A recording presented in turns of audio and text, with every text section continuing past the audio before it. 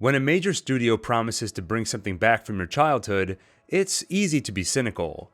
How many times have our heroes returned, only to disappoint? Putting nostalgia aside, how many times have you just been hyped for something, only to be let down? So, it was with a healthy dose of caution that I walked into the theater for No Way Home. Then, the movie started, and I immediately knew I was watching something special. By the way, as you watch this video, if you're enjoying it, make sure to subscribe. Helps with the old YouTube algorithm. Homecoming and Far From Home were both a good time for me, but from its first minutes, No Way Home had unexpectedly high emotional stakes. Ever since Far From Home's after-credit scene, outing Parker as Spider-Man, I wondered if there would be real consequences. And the answer is a firm yes. In every iteration of Spider-Man, we've watched him deal with being labeled a menace, and the troubles of a secret identity.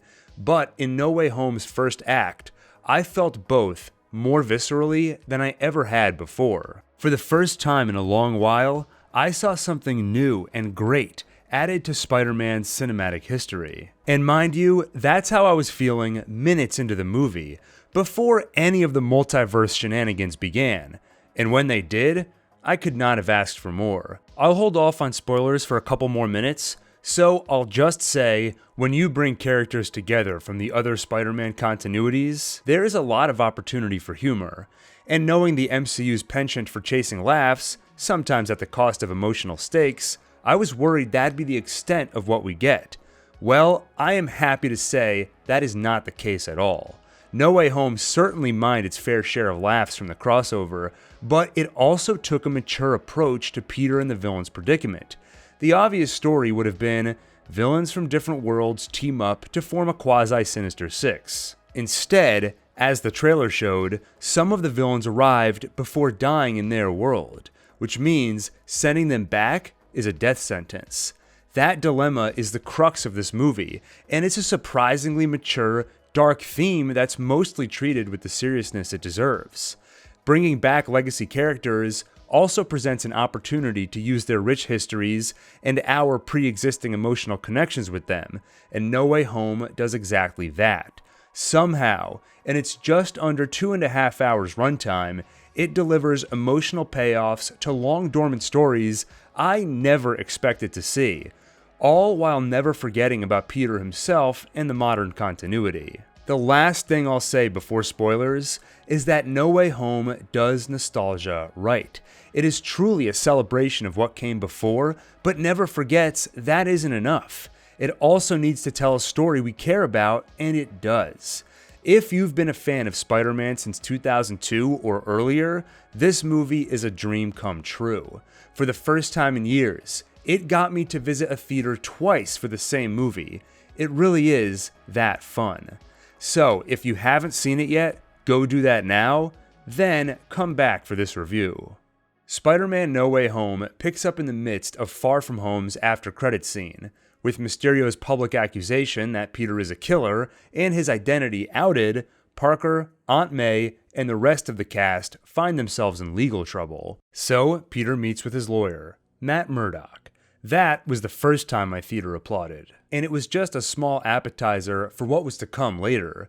As far as cameos go, this one was pretty flawless. It was fun, but also organic and appropriate, so it wasn't distracting. Disney teases the return for my favorite corner of the MCU without missing a beat in the current story they're telling. Peter ultimately evades legal trouble, but as Murdock warned, there is still the court of public opinion. Thanks to the controversy, Peter, MJ, and Ned are rejected from MIT and their other schools of choice.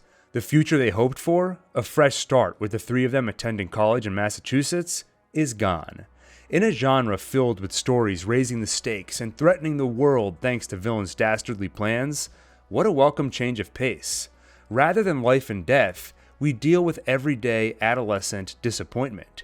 We deal with something very relatable, and that's important, because relatable has been a trademark of the Spider-Man character since 1962. It also ensures that we sympathize with Peter's next move, as incredibly irresponsible as it may be. Peter's identity getting revealed publicly messed up May, Happy, Ned, and MJ's lives.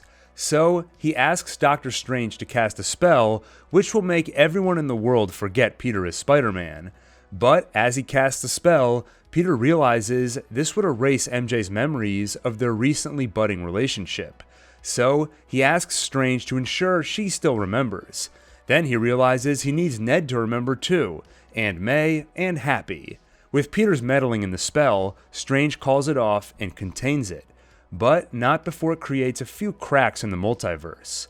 The spell to ensure no one remembers Peter as Spider-Man called forth anyone from other realities that knows Peter is Spider-Man. A few made it through before Strange shut down the spell. Doc Ock, Green Goblin, and Sandman from Tobey Maguire's reality, Electro and Lizard from Andrew Garfield's. I was really glad to see how quickly they brought these villains into the movie. One of my concerns going in was that we wouldn't spend enough time with each to ensure they're more than just mustache-twirling bad guys. But like I alluded to earlier, that was definitely not an issue. We immediately get all the fun you're looking for out of a crossover like this. Ock is confused at this new Peter Parker, and he's quickly bested by the advanced technology of a world where Tony Stark existed. We also, of course, quickly get to the action. I've generally not been a fan of action in the MCU. Usually, its combination of quick cutting to avoid obvious use of stunt doubles and lots of CGI makes it all feel a little repetitive and boring. The MCU's fights will never look like John Wick or The Raid, so they need something else in the mix to keep me interested. Either emotional stakes where I'm worried for the hero but hope they win, or humor. Early in this movie, they mostly opted for humor, but as opposed to the MCU's recent outings, it mostly worked for me here. I think that's because a lot of the humor was genuinely clever, and there's just so much fun mashing up these universes, it's hard not to have a smile on your face from beginning to end. I also love how, with little explanation, Electro's look and personality is almost completely altered from Amazing Spider-Man 2, for the better. The humor continues in the interactions between the villains. I especially enjoyed moments that poked fun at how ridiculous some of them are when you try to take them seriously. For example, Lizard offers to improve some of them, but they know he just wants to turn them into lizards. When the villains talk, they quickly realize Ock, Goblin, and Electro were killed in battle with their respective Spider-Men. Strange's spell plucked them from their realities in the moments before their death. Regardless, Strange insists they have to send them back to meet their fate. Leaving them here poses a risk to the multiverse, something they know very little about. Peter agrees until he finds Norman Osborn at Aunt May's homeless shelter. May and Peter realize that Norman is not a bad man. He's just been corrupted by a second, evil personality, and the rest of the villains are similarly afflicted. She convinces Peter that rather than send them back to die, the right thing to do is cure them and make them fully human again. Strange disagrees and puts the spell in a container which can be activated to send them all home. Peter and Strange fight over the box as Strange pulls Peter into the mirror dimension, but Parker manages to best the wizard and leave him stranded in the other world. The rest of them get to work. Using Stark equipment pilfered by Happy Hogan, Peter works with Norman Osborn to cure Doc Ock. But soon, Norman's goblin personality emerges, and in the ensuing battle, Aunt May is mortally wounded. Before dying, she tells Peter those famous, comic-accurate words: "With great power, there must also come great responsibility." Up to this point, I was thoroughly enjoying the movie, but kept asking myself, why do I still think Sam Raimi's Spider-Man 2 is definitely a better movie? The answer I came to is that Tobey Maguire's Peter Parker was given a lot of quiet, slow moments where we could feel everything he's going through. As much as I was enjoying No Way Home, it's just a faster-paced movie, which seems to be a requirement for the modern era of superhero films. Then, in a be careful what you wish for moment, I got my slow moment, with the heartbreaking death of Aunt May. This was just masterfully done. Unlike the Uncle Ben of previous Spider-Man iterations, we didn't just spend a quarter of a movie with May before she was killed. We spent about 2.5 movies getting to know her and connecting with her. Then, she's killed as a result of pushing Peter to do the right thing. Thanks to Marissa Tomei's portrayal and John Watt's direction allowing the scene to breathe, we are forced to live with a dying May and grieving Peter for an uncomfortable length of time in a silent theater. And the circumstances of her death are such that we know Peter will be forever changed by it. Like the opening minutes, which added to Spider-Man's pantheon of unforgettable cinematic moments, the death of Aunt May will live in moviegoers' minds forever. I also have to point out Willem Dafoe's fantastic portrayal of Norman Osborn and the Green Goblin. On the villain side, he is for sure this movie's MVP. Raimi's Spider-Man didn't focus a whole lot on the tragedy of Norman. In fact, he was portrayed as something of a villain from the moment we met him, being overly stern as a father and showing more respect for Peter than his own son. Here, we see the confusion and sadness in Norman Osborn, knowing he's at the mercy of his greener half. And when he goes goblin, we see a monstrous evil unlike anything portrayed in the original. As much as nostalgia made me want to see more of Osborn in the classic goblin mask, destroying it early on was unequivocally a better choice. The amount of acting Dafoe did with his face in this movie is incredible. At a glance, you know if you're looking at Norman or the Green Goblin, and I'll never forget the terrifying moment when Peter punches him in the face over and over while he just does the goblin laugh, which gives the Joker a run for his money. Feeling responsible for the tragedy, Peter disappears to brood. And I loved the moment of Peter in the rain staring at the jumbo screen of J. Jonah Jameson, blaming him for the tragedy. Again, No Way Home gets you to feel the Peter Parker guilt in a way Maguire's and Garfield's films never did. At least not to the same extent. At Ned's grandmother's house, he and MJ try to find Peter using Doctor Strange's ring. Ned calls for Peter and opens a portal. It works, but they find the wrong Peter. Out of the portal steps Andrew Garfield's Peter Parker, and the theater goes wild. I've never heard such applause in the middle of a movie. Maybe the only time that came close was Captain America lifting Thor's hammer in Endgame. Then, while we're all feeling ecstatic and wanting to laugh just from pure joy, we get a great comedy routine between Garfield, Ned, MJ, and Ned's grandmother. Then they try the portal thing again, and this time they find Tobey Maguire's Peter Parker, and the theater goes wild again. The two Peters find Tom Holland's character and provide the emotional support he needs. They tell him about losing their Uncle Ben's, and Garfield's Peter tells him about losing Gwen, his MJ. Re-energized, this world's Peter works with his counterparts to develop cures for the rest of the villains.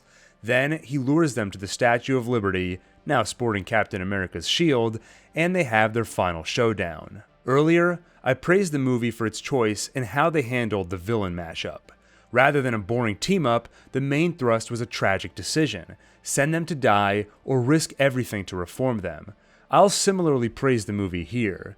They easily could have backed Tom Holland into a corner, then in the midst of battle, two Spider-Men appear to the rescue.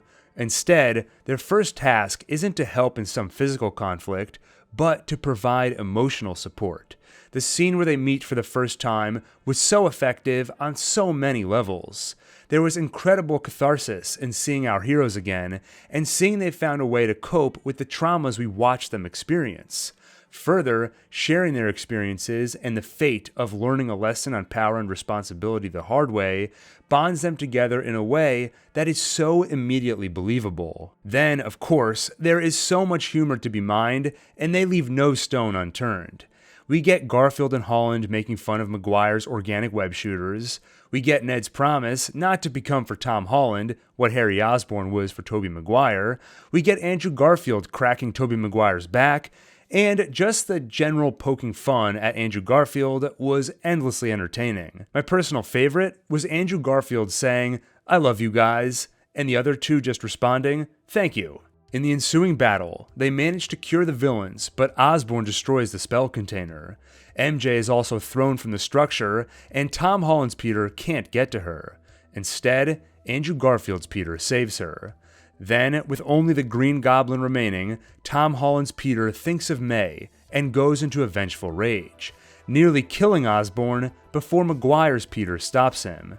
My favorite moment of the movie has to be Andrew Garfield catching MJ, As much as Amazing Spider-Man 2 has been maligned as the worst of the franchise, it does contain one of my favorite scenes. When Gwen Stacy shows up at Spider-Man's final showdown with Electro, Andrew Garfield's absolute terror at her being there, his fear for her safety, rattles me every time I hear it. I know how to help you. What are you doing? I know Specs. I can fix this. You can't be here right now. I'm not messing around. You can't be here right now. And his grief after her death destroys me. No, please. In No Way Home, they recreate the circumstances of her death with MJ, but this time, he gets to save her. They land and MJ is fine, but she sees the pain in his eyes and wonders if he's okay. Well, he claims that he is, but I'm anything but, because once again, Andrew Garfield destroyed me in this scene. No Way Home ditched whatever didn't work in Amazing Spider-Man 2, like the bizarre blue Electro, but kept what did, the tragedy of Gwen Stacy. Then they used it to deliver closure I never dreamed we would get. Amazing work, and I have to say, Andrew Garfield was the MVP of this movie for me. He came from a broken version of the franchise, but treated the role so seriously. You can always see the pain of his experiences in his eyes. But he's also not afraid to take a joke, and multiple times, he was on the receiving end of some gentle ribbing from the others. My theater was laughing hysterically when he accepted his role as Peter 3.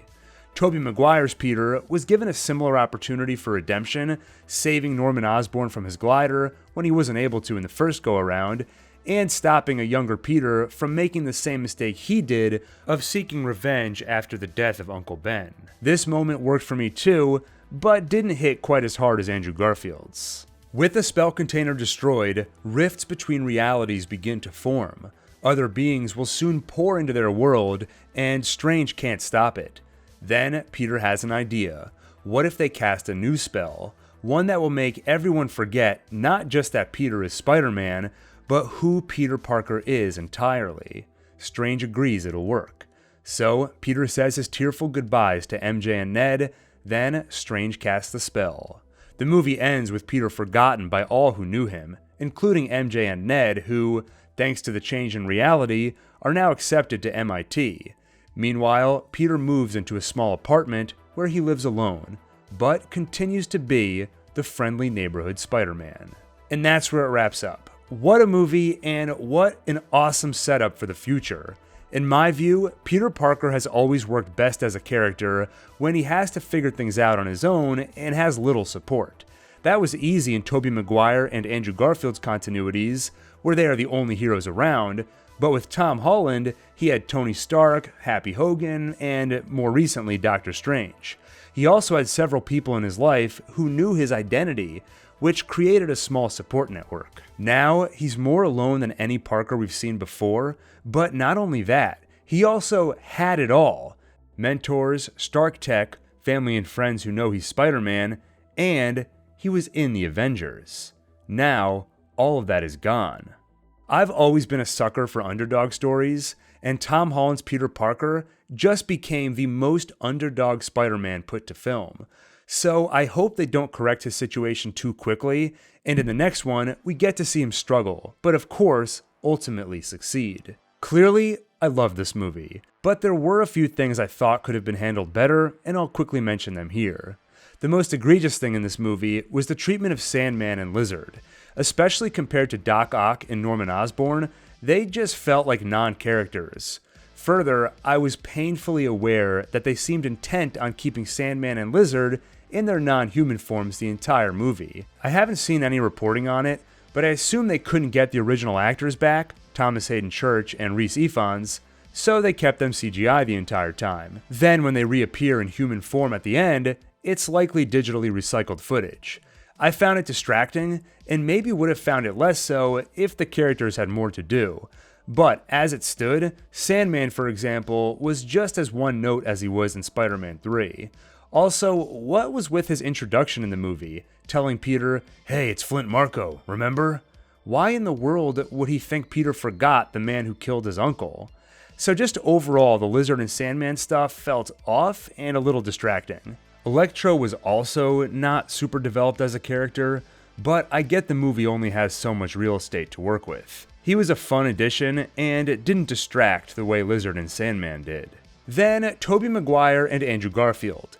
Both of the characters clearly aged in something close to real time. They've had experiences beyond what we saw in their movies. Those experiences are vaguely hinted at, but I almost found them too vague. The only things they discuss with any specificity at all are things we saw in the previous movies. For example, when sharing the craziest villains they fought, Tobey Maguire mentions Venom and Andrew Garfield mentions Rhino. I don't necessarily need to have all the blanks between those movies and this one filled in, but I think one or two mentions of specific events that occurred would have made it more believable that these are aged Peter Parkers. As it stands, it feels a little like they've been frozen in time since we last saw them, even though we know that isn't the case in this story. Also, considering the main thrust of the movie was Peter trying to save the villains, the resolution to that story is oddly vague.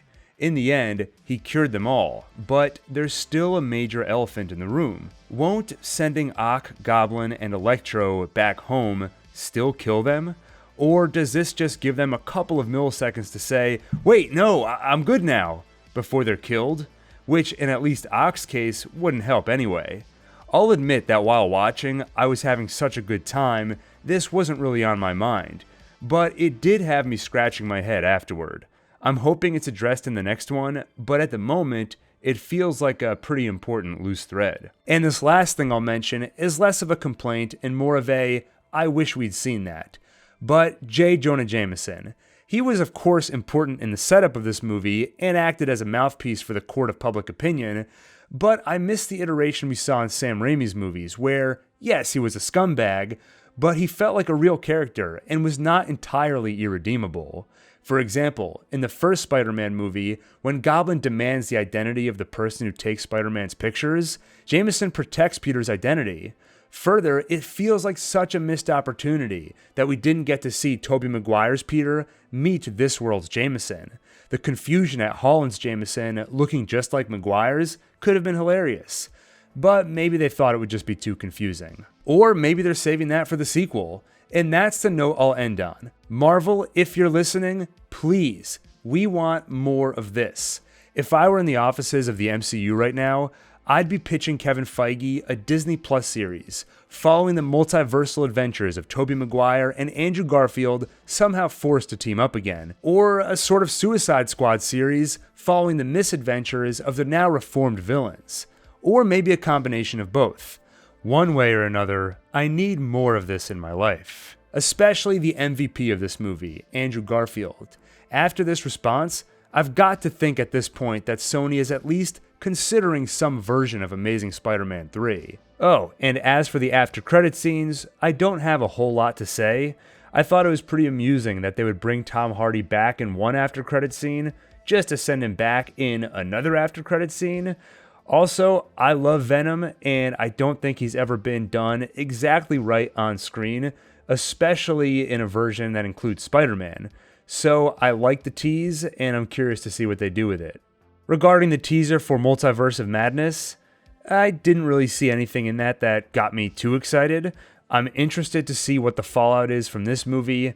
I'm curious to see what Sam Raimi can do in the MCU, but there just wasn't anything in that trailer I found particularly exciting. So for that movie, I'm kind of in a wait and see mode. Anyway, I think we can wrap it up there. If you enjoyed this video, please like, subscribe, and hit the bell icon for more. Thank you for watching, and see you on the next One Take.